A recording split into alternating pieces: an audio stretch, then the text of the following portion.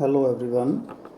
In today's lecture we will discuss the revolving field or rotating magnetic field produced in three-phase induction motors. Revolving field is the magnetic field rotating in space at a constant speed called synchronous speed and having constant magnitude.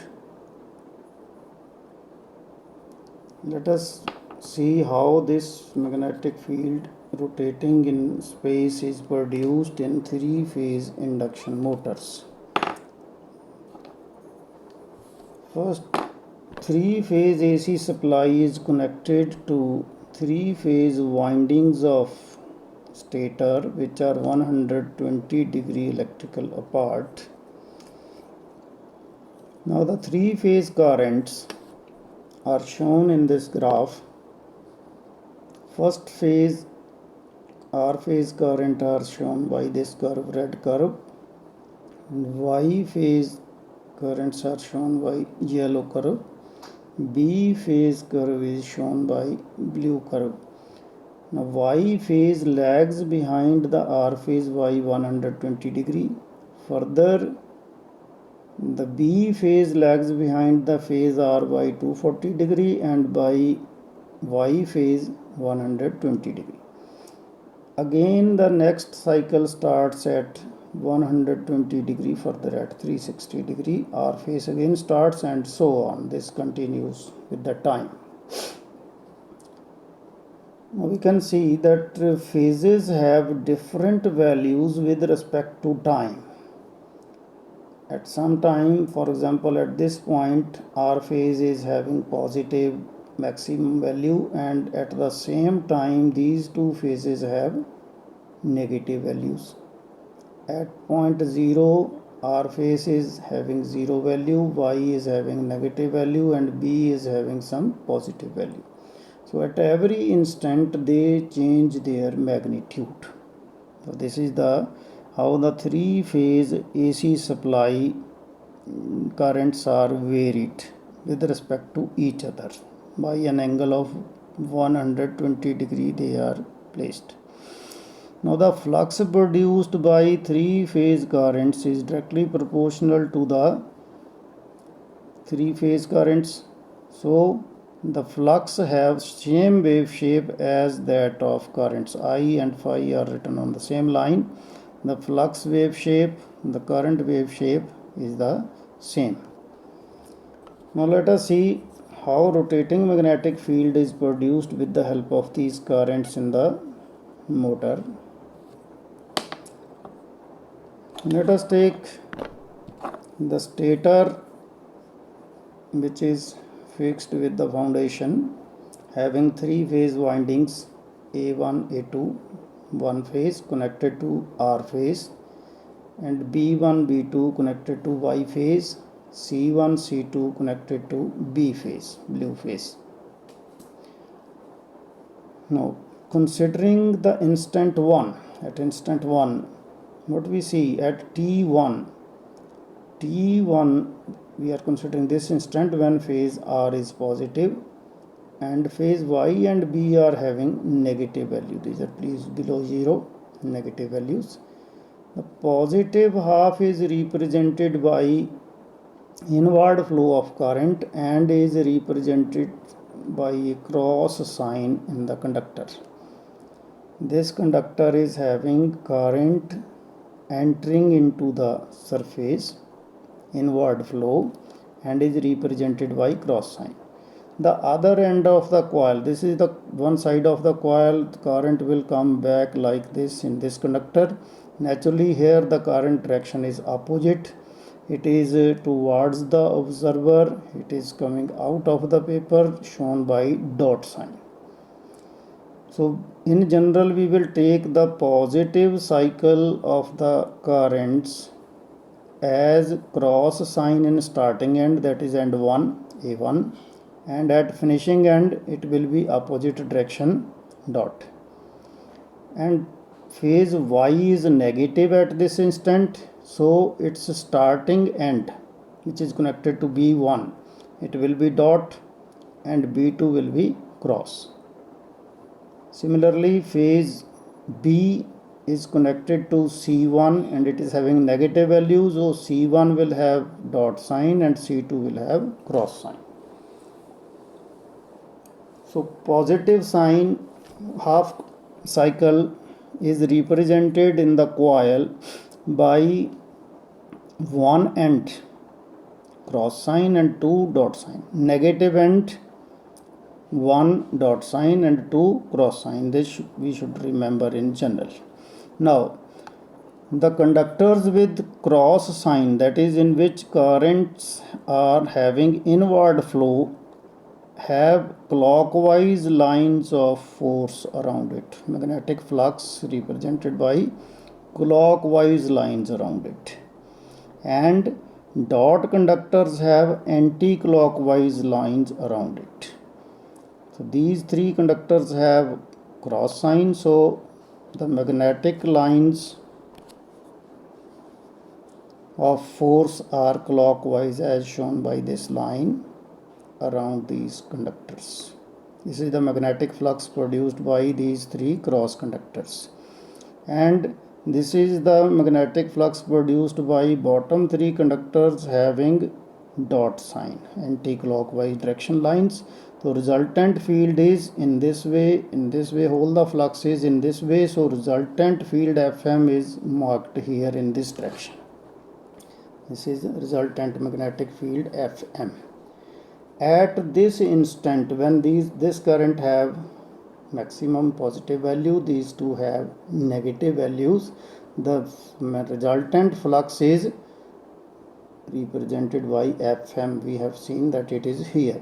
Now let us see what happens at instant T2. T2 is lagging behind T1 by 60 degree angle, electrical 60 degree angle. From here at 60 degree angle, this instant is T2. Let us watch what is the direction of magnetic flux produced by these windings at instant T2. At T2, phase A is positive, so no change. A1 is having cross sign, A2 is having dot sign. Then phase Y at instant T2, phase Y is also positive.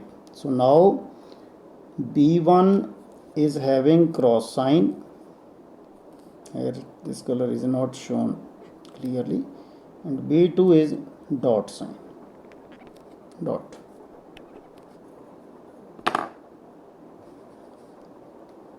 But at this instant T2, phase B is negative. This phase B is negative, so this B phase, blue phase, is connected to coil C, blue color.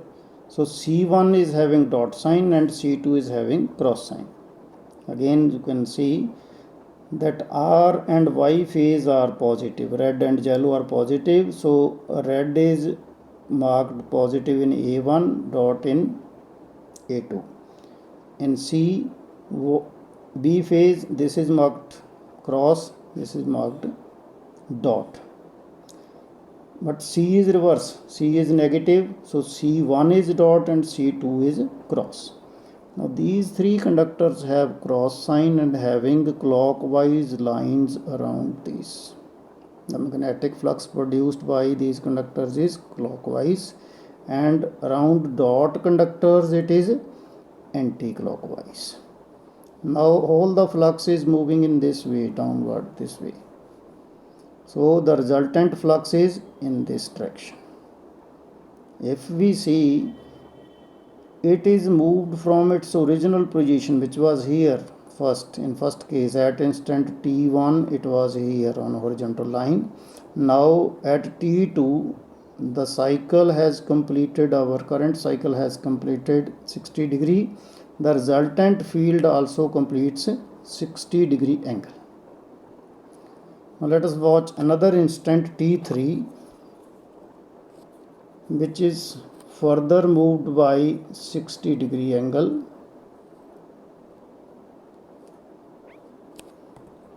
Now this is our instant T3. further 60 degree moved, or from original position it is from T1 it is at 120 degree. At this instant T3 phase R is negative, so A1 is dot, A2 is cross. Current enters at A2 and leaves at A1. And at this instant phase Y, yellow phase, which is connected to B winding, it is positive, so B1 is having cross sign and B2 is having dot sign.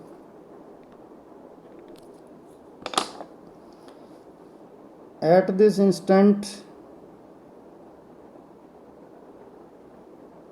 phase B, which is connected to C coil, blue phase, this is having negative value, so C1 is dot and C2 is cross. Now these cross conductors will have clockwise magnetic lines of force around it, and these conductors will with dot sign will have anti-clockwise lines, and resultant field is in this direction. Now we can see that it is at an angle of 120 degree from the position where it was at instant T1.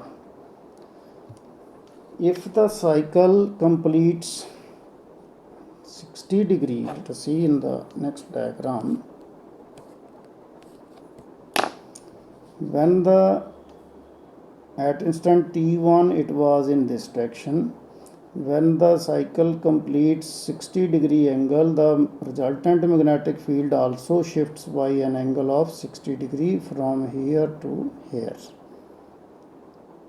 When the currents complete 120 degree of the cycle, the resultant field moves from here to here in that time at instant T2. At instant T1 flux is here, at T2 it is here, at T3 it is here. Similarly, we can see that for 360 degree rotation, what will happen?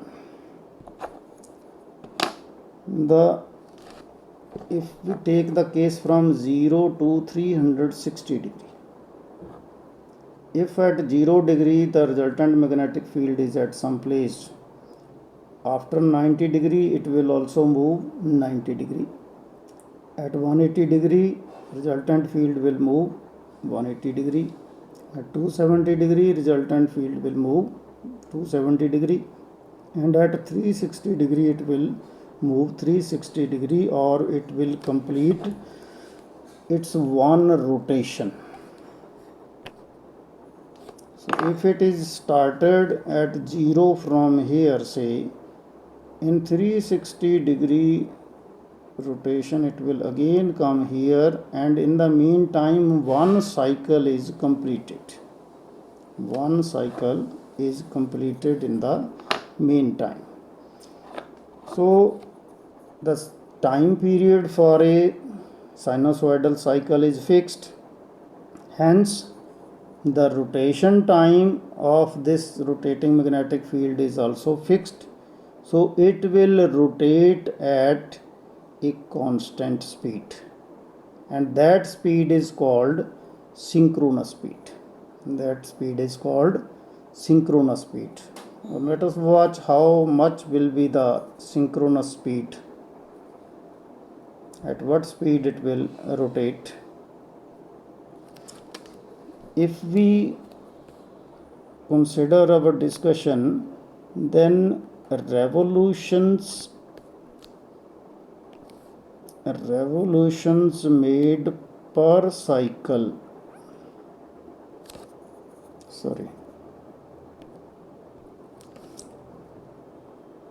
cycles made per revolution, cycles per revolution, it is equal to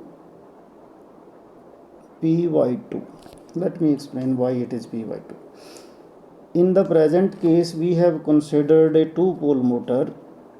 So cycles per revolution is equal to number of pair of poles. when the rotor completes 180 degree, we say it means it passes the field of one pole. If it crosses 360 degree, it has crossed the field of two poles.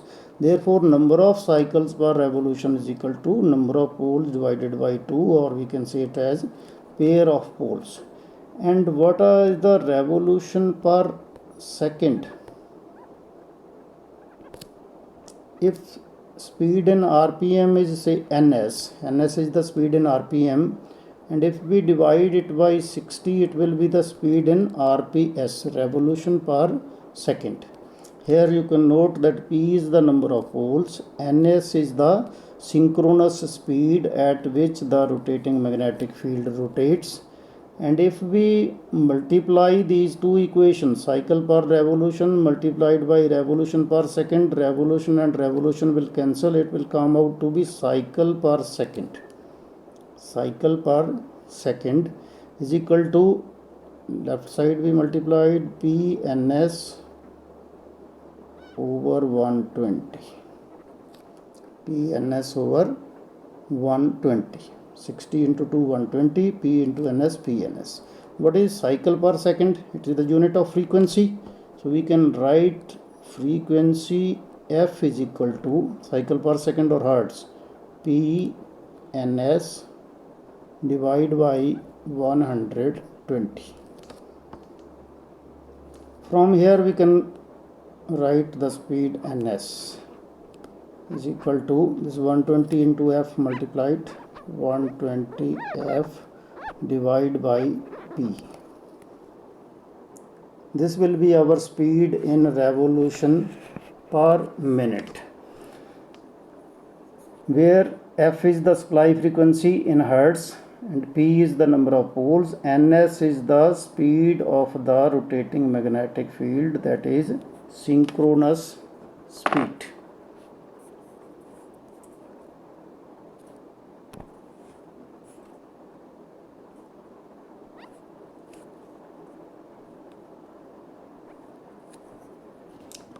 Now we can conclude then whenever three-phase AC supply is connected to three-phase windings which are placed 120 degree electrical apart, a rotating magnetic field is produced which rotates at a constant speed called synchronous speed and have constant magnitude. This magnetic field is called revolving field or rotating magnetic field, and its speed is given by expression ns is equal to 120 F over P, where F is the supply frequency in hertz and P is the number of poles. Now the direction of rotation of this magnetic field, how we can reverse it? Let us see. Now in this case, the phase R is followed by phase Y, and then it is followed by phase B. Therefore, here we have connected R phase, Y phase here, B phase here. What is the direction of rotation? From R to Y, yellow, red to yellow, yellow to blue, again to red. The phase sequence is R, Y, B, R, and the direction of rotation here shown is anti-clockwise. If we connect this C winding to Y phase and B winding to B phase, B1, B2 is connected to blue phase, C1, C2 is connected to Y phase, means we are interchanging these two. Here it was first connected Y phase, here it was B phase. Now B phase here, Y phase here. What will happen? After R, Y will be maximum, then B will be maximum, again R, B, Y, R, right, like this, R, Y, B, R. So the direction of rotation will reverse. To reverse the direction of rotation of a magnetic field, therefore, we have to change the phase sequence. We have to change the phase sequence. Phase sequence means To change the phase sequence, what we should do? We should interchange any two supply terminals. The direction of rotation of the rotating magnetic field will be reversed. So we have seen in this lecture how rotating magnetic field is produced in three-phase induction motors and how can we reverse its direction. Thank you.